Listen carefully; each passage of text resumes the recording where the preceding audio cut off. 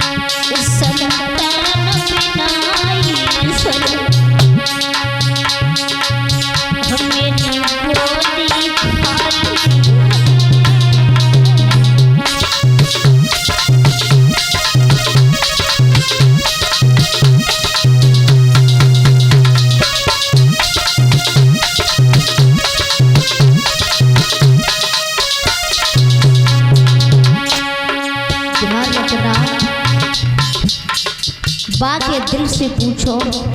जाके दिल से गुजरती है। बा के दिल से पूछो जाके पास औलाद नहीं होती है। बा के दिल से पूछो जिसके पास बेटा नहीं होता है। बारे बार ईश्वर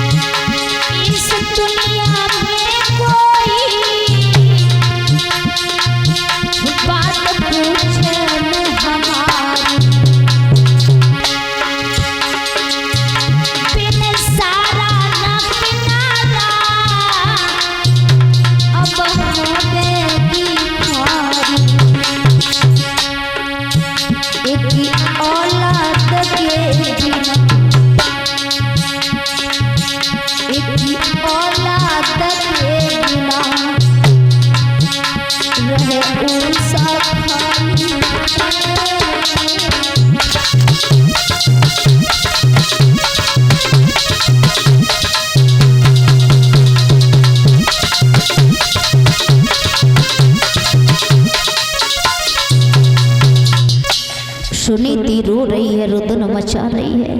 क्योंकि कहते हैं एक बेटा के बिना घर शमशान सा लगता है। जैसे दीपक के बिना अंधेरा होता है, ऐसे ही एक बेटा के बिना घर एक शमशान के बराबर लगता है। तेल और सावन का खर्चा बहुत है और सब्जी न होए घर में तो पेट भूखो रहतु है। फोरा पूंजी बीमारी से दुख बड़ो होतु है और पैसा न होए पास में इंसान बड़ो रोतु है। जागो सुख भारी है, जागो सुख भारी है वो इंसान मुस्कुरात है और जागो दुख भारी है वह नींद ना आती है। सुनीति को नींद नहीं आ रही है, रोती है, उत्तान पाद आ जाते हैं तो आंसुओं को पोंछ लेती है मेरे पति को पता न चल जाए, लेकिन फिर भी कहती है नाथ कि दिन में चाहे जहाँ रहियो हमारे पिया, शाम को लौटे घर आइयो हमारे पिया। हम त्यारी रानी अरे तुम मेरे राजा, हम त्यारी रानी कि तुम मेरे राजा, जीवन साथ निभाइयो हमारे पिया। दिन में चाहे जहाँ जाइयो हमारे पिया। सुनीति इस तरह से कहती है, पति को परमात्मा समझती है। लेकिन ध्यान रखना भक्तों, यश पुत्रो वशीभूतो भार्या छंदवान गमनी विवेक संतुष्ट स्थिते स्वर्ग इहेव। जिसकी स्त्री आज्ञाकारी हो, पुत्र अपने वश में हो और प्राप्त धन से संतुष्ट हो, उसके लिए तो स्वर्ग यहीं पर होता है। रानी सुनीति कहने लगी नाथ आप दूसरी शादी कर लो। जवाब दिया रानी 2 शादी कर लूंगा तो 2 द्वारे 2 चूल्हे हो जाएंगे, तुझे चैन की रोटी नहीं मिलेगी और साथ में मुझे भी चैन नहीं मिलेगा। रानी दूसरी शादी मत कराओ, क्योंकि आप नहीं जानती हो कि सौत तो चून क्यों बुरी होती है। कहते ना माता बहन कि सौत चून क्यों बुरी होती है। परीक्षित महाराज सुना होगा आपने, सौत चून की क्यों बुरी होती है? क्यों बुरी होती है बताओ? सौत बुरी इसीलिए होती है कि एक ऐसी चंचल रहे, हम बता रहे हैं तुम्हें, एक श्रीमान रहे बहुत ही फ्रॉड थी और बहुत ही गाली देने वाली थी। दिन रात गालियां दिलवाले, काम होए चाहे ना होए। संजू अबे दिन रात गाली देवगति सो ये करने समझ आए दो कि अगर तुम रोज गाली देगी तो लड़ाई दूसरे से एक दूसरे से होती रहेगी, और जब गाली देती तो लड़ाई तो हो गई। गाली देती लड़ाई हो जाती। तो ध्यान रखना भक्तों, समझा दिया। उनने आए कि सोची कि अब हमें कोई लड़न को ना आए, मिल रहा हो सो बिन्ने आटा की सौत बनाए ले, आटे की। जैसे एक हवा सो बनाए गए, एक बच्चा सो बनाए के, बिल्ली के कान बनाए के और छोटो सो आटे में से लेके बनाए के बच्चा को माता बहने पकड़ाई देती, ले खेल ले जा बाहर कह देती है। और वैसी बाने आटे की सौत बनाए ली परीक्षित महाराज, और बाने आटे की सौत बनाए ली। बाई में आंखें बनाई तो आंखें में दद्दई नमक की कंगरी, छोटी छोटी आगे बनाई, नमक की कंगरी बना रख दई। पड़ोस ने आई क्यों जा इतनी मोटी ताजी सौत बनाए ली, और जो आंखें छोटी छोटी बनाए ली देने सुबह की मत में पत्थर पड़ गए, वन बड़ी बड़ी रख ली, बड़ी बड़ी कंकड़ी रख दी, नमक की ढिलियाँ और आंखें बनाई दी, खटिया पे पटक ली। अब रोज संध्या सवेरे उठो करे और गाली दे करे। कैसी गाली दे करे संजू? भाई स्त्री वाली गाली माता बहने जैसे देती है, और भैया इनकी माया जय जाने कैसी पर कैसी कैसी गाली देती है। जब जे गाली देवे पे आ जाए तो पता न चलते एंटीना घूम जाए कब कितने वक्त गाली देने लगे, और फिर पता न चलते कौन से वेद से गाली जे ले लेके। कैसी पर ये सोते भाई, उठो ना जा, कम सब करने का डरो, तेरे लल्हा को खा लो, तेरे मरी कैसी जाते आगे लगी, तेरे मज्जत तेरे मार दुनिया की दुनिया भर की गाली दे देती है पर ये सौतन है तो कड़ी कड़ी उठत ना है ठगनी उठत ना है खाए परी परी दिखत चितावत है बार बार कहती काम कर ले सौत उठे को मन नहीं करती है और खाना में देखो तो आगे भजे माता बे ने देती गाली हमें तो देवे उन्हें आती है तुम दे दो लूका फजारे बड़ी बुरी गाली देवे अबू संजा सवेरे बे गाली लौट फेर के बे गाली पहले बड़े प्यार से सुनती ना ओ जिज्जी सुनती ना अब देखो टाइम होएगा उठ जाओ अब देखो हमने चाय बनाए ली ए तो बतावे उठियो और फिर रोटी करते जा रही देखो अब हमने रोटी बना ली उठ के खाए तो ले जी सुनती ना आओ ना ए उठ जाओ नहीं उठी खटिया ते पहुंच गई पार्टी खटकटा रही जी उठ जाओ रोटी खाए ले जी सुन ले कैसी धरी है आगे लगी सुनते ना और जैसी गुस्सा आई ना सुनी 3-4 दिन के सौत उठाते ना इतने प्यार से बुलाती तो सोई गुस्सा में आई और गुस्सा में आए के बलूड़ को उठाओ आटे को उठाए कि भाई चूल्हे में झोंके और जैसी झोंक दई और खड़ी भाई देख रही हो गाली दे रही सौते ना तो अपनी जिद में रहती है हम कह रहे जी उठ जाओ जी उठ जाओ वो कमाई बात सुनते प्यार से कह रहे तो ले सौत मत जा जज्जा गाली दे रही जैसी कही सुबह नमक की डलियां आती आग लगी सो नमक की डलियां चटकी और चटक के बाई की आंखन में जाएगी लगी और आंखन में जाएगी लगी सोई भैया दोनों बाजार बंद इंडिया तासों कही गई है कि सौत तो चून क्यों बुरी होती है और राजा उत्तानपाद ने यही बात समझाई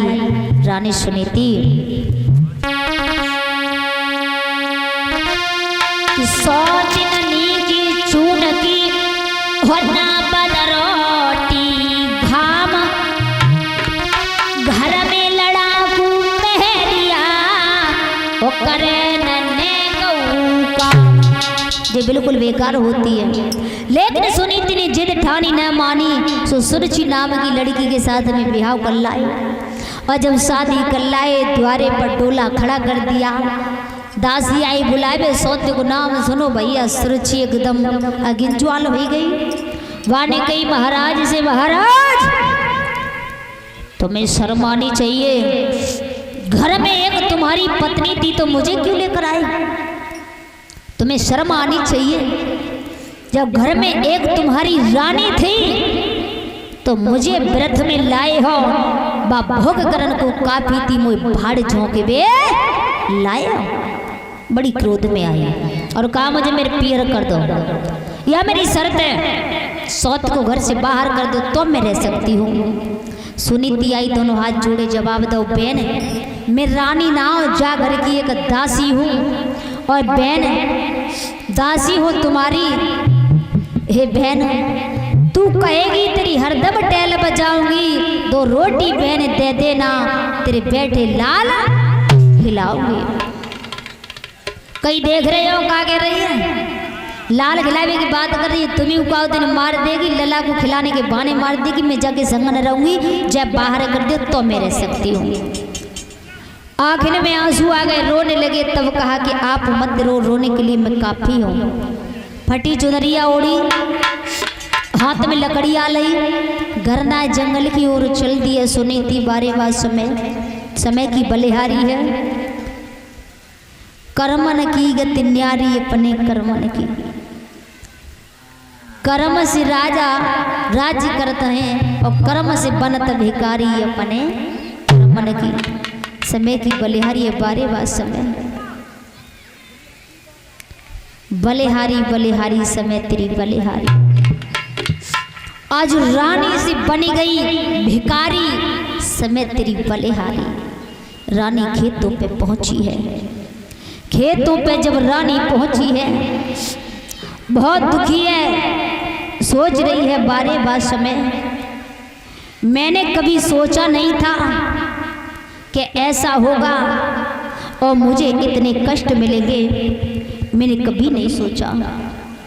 बारेवा समय दुखिया आज जंगल में पहुंची है और जंगल में पहुंची है, टूटी सी झुपड़िया में रहने लगी है। चिड़िया काग उड़ा रही है, जो के टिक कर मिल रहे, साथ में सब्जी नहीं है। तब सोच रही है, सोचा था क्या था और क्या हो गया, बारे बार समय तूने मुझे कहाँ पहुंचा दिया। आज खेतों